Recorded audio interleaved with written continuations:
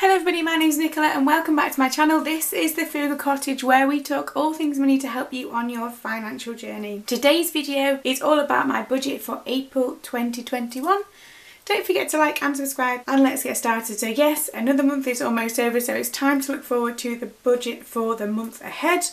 This is April's budget. Now this is slightly different this month because I'm not at work for the first kind of 10 days of it or so. So obviously we might be doing more things, but we'll talk about that more in a minute. So first things first, we're going to talk about the aims for the month ahead. So I'm using, as always, my budget planner. I'll leave a link below to this in the description box if you want to have a look at that. So aims for the month. So I'm going to aim to put £600 into investment. So that's for our early retirement fund. And I'll leave a link below to a couple of recent videos I've done about that if you want to watch those after this one. And I'm also going to aim to do a £50 overpayment. So that just continues with the plan about having our mortgage paid off at the same time as retiring early.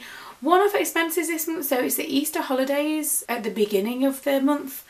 And so obviously that might come with additional costs, especially because now in the UK the rules are changing ever so slightly, which means that we can meet people outside. So I'm going to put Easter holidays here. Easter holidays, and there's also one birthday. Oh no, there's not, there's two birthdays as well during the month of April.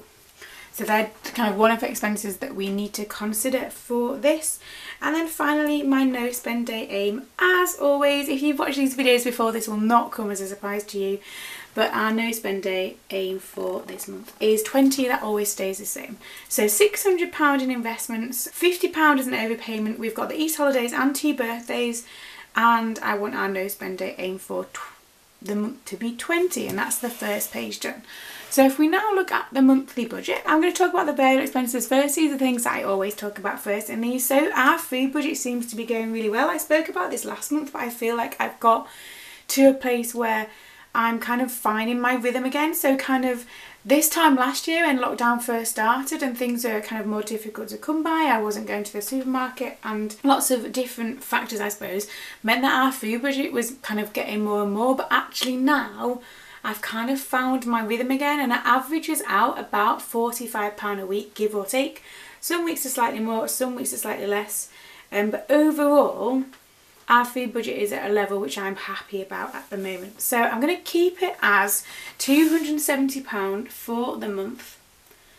Now we're a family of 4 that includes 2 young children. Obviously your food budget needs to be suitable for your own family circumstances. I do have a video coming up in April about how to feed a family for £50 a week.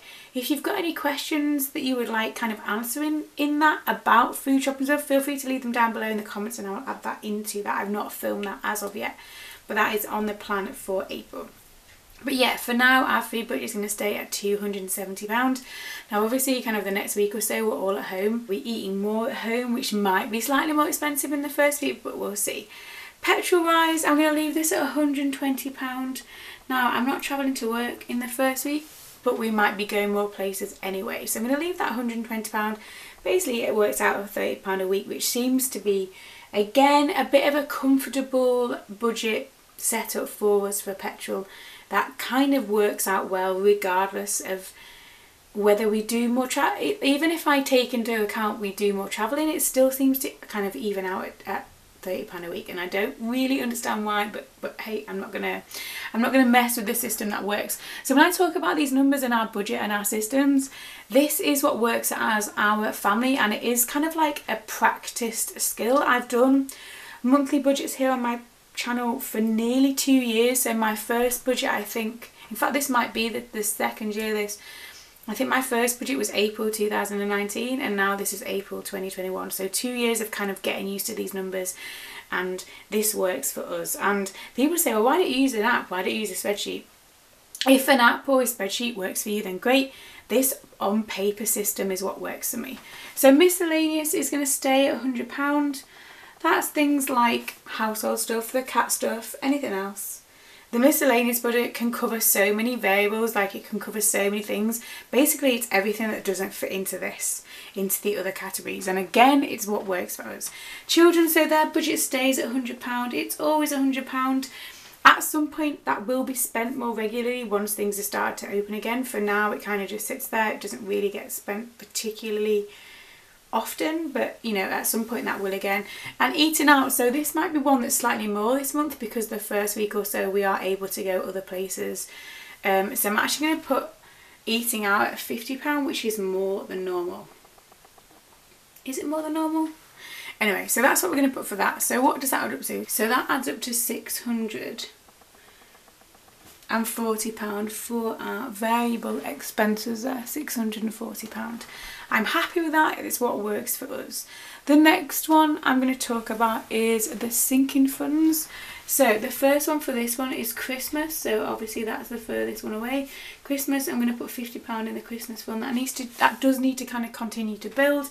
Now birthdays, we're going to actually use some of the birthdays one this month, which is fine. So it will need kind of topping up. So birthdays, I'm going to aim to put £30 in the birthday sinking fund. I also want to put the car or something in the car one, so we'll say £20. And then the one for me will be my purse. That's also going to be £20. So what does that? That adds up to £120 into the different sinking funds. Again, if you've not seen any videos of that, I'll leave a link below to the latest sinking funds update. There'll be another one in a couple of weeks once I've worked it out. But that's the aim for those. Debt repayments, I always put our mortgage overpayment here because technically, you know, our mortgage is a debt. So mortgage overpayment is £50. So that goes there. And then the last one, so savings and investments. So investments is £600. And that, when I say investments there, that is the amount that goes into our main investment account. It's not the experimental portfolio. So I've got two of those, haven't I? I've got one with Freetrade and one with Trading 212. That £600 does not go into those. That goes into our early retirement fund, if you want to call it that, which is a different investment account altogether. So that is our monthly budget numbers to begin with. So moving on, I'm just going to turn over. So obviously none of those are filled in as of yet. So I'm going to fill in this. So the no spend aim is 20. It's always 20 and I'll colour those in. Yellow is for yes and purple is for no. I keep the colours the same just because it's easy to glance at and I know the system now. Then obviously none of this is filled in yet, so if you get one of these budget planners, and like I said, I'll leave a link below to these, you get space to track your everyday expenses, your spending habits, all that kind of thing. It's such a good system for me. I love it. I don't know why I would ever go anything else. Extra income, I feel like I'm going to say the same thing again, but we'll see if that goes. So savings aim, so for me the savings aim here is investments, so that is going to be £600. And then obviously I've got a reflection page once I get to the end of the month. So that is my budget set up for April 2020. I feel fairly confident about hitting my aims for the budget. I feel like I'm so used to this system that in some ways, even when I feel like we're going to spend more, it still works out the same. And don't ask me how that happens, I don't know.